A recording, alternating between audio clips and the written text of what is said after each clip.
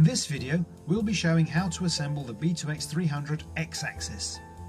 The first thing to do is assemble the two sets of components on either end of the X-axis.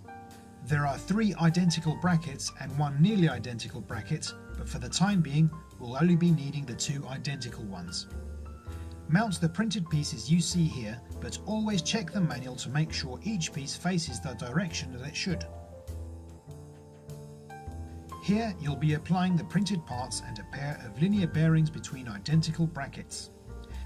You should use the method that suits you best, but here what we do is pick up the ensemble and apply 7 sets of nuts, washers and bolts to secure it all.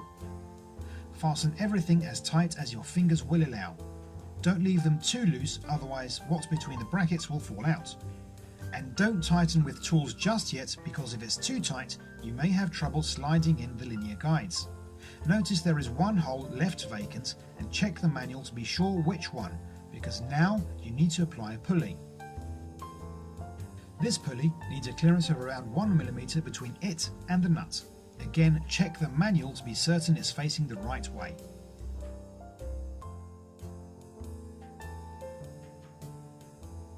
Now onto the other side.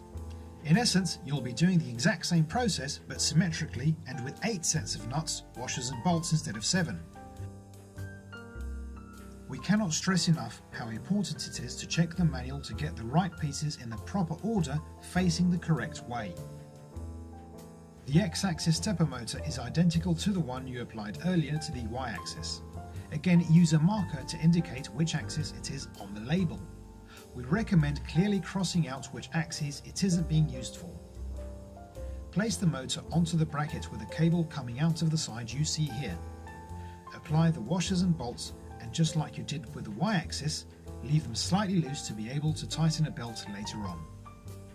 Insert the tooth pulley, again with a clearance of around 1mm as shown in the manual. Put it firmly in place by tightening the socket screws. The linear guides we now need are the shorter pair out of the remaining 4. Slide the last and biggest linear bearing onto each one, then slot these guides into the assembled sides all the way.